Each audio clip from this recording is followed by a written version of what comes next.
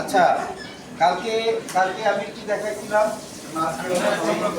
এই মাছটা আমরা পানি দিলাম না, পানি তারপরে দেখেছিলাম পানি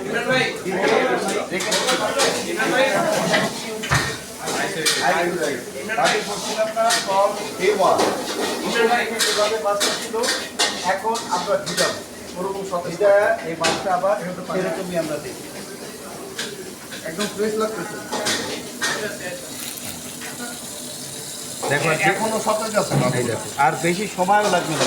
দেখো মনে হচ্ছে একটু আগেই কাটছি, মাত্র মাছটা ধরা তুলছে। আর এই যে এইটাও দেখো, এটাও দেখো, এটা যেটা পলিশে আমরা রাখছিলাম এটাও আমরা দেখো, এটা রানিং ওয়াটারে রাখো। এই যে এটা, হ্যাঁ পুরো ফ্রেশ, এই যে ব্লাড ফ্লাড সব এখানে আমরা ইচ্ছে রাখি।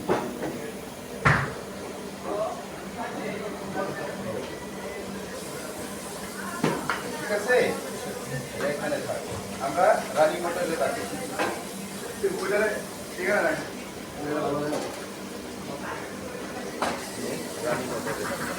কেমন?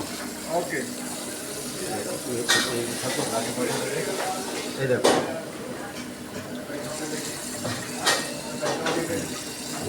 অনেক তাড়াতাড়ি আইস ট্রেনিং হয়ে যেত।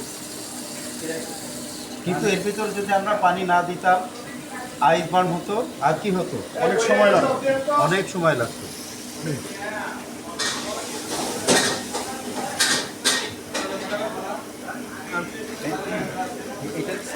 হ্যাঁ, একেবারে টাটকা থাকার জন্য এই পদ্ধতি, তাই তো? হ্যাঁ টাটকা থাকার জন্য এই পদ্ধতি। হ্যাঁ হ্যাঁ হ্যাঁ, যাতে মাছটা টাটকা থাকে এবং ফ্রেশ থাকে আর যেন আইস বার্ন না হয়, ও। এই জন্য আমরা এই পদ্ধতি আমরা অবলম্বন করি। হ্যাঁ, জি, আচ্ছা, ওই দেখো অনেকে আবার বলে যে মাছ না, আমরা চিকেন কিভাবে, চিকেন কি আমরা এই পদ্ধতিতে রাখতে পারবো কিনা। তো এটা আমি ইমপ্লিমেন্ট করে আমি সবাইকে দেখাবো যে আসলে চিকেনটা এই পদ্ধতিতে রাখা যায় কিনা। কেমন?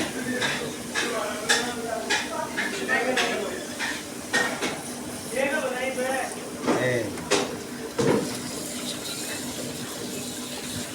দেখো ওয়াও, সুন্দর, পুরো ফ্রেশ। অন্য খুব সুন্দর।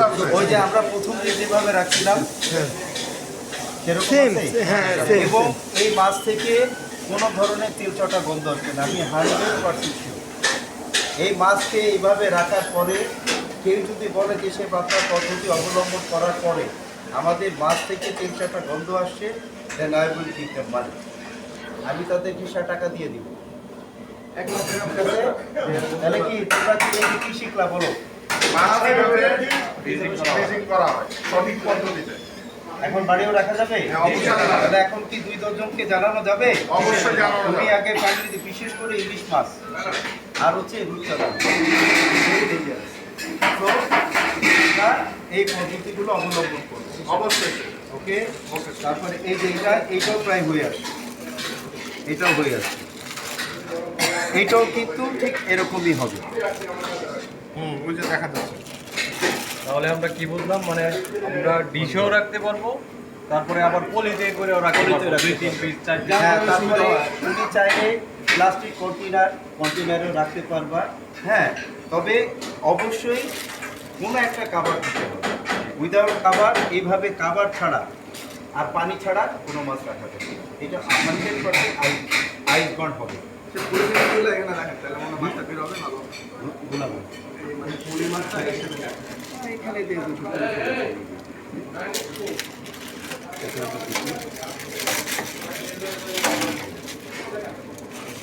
যেমন রাখলে মনেই আছে। এইভাবেই আছে। বাহ, সুন্দর। কোনো ডিফারেন্স নেই।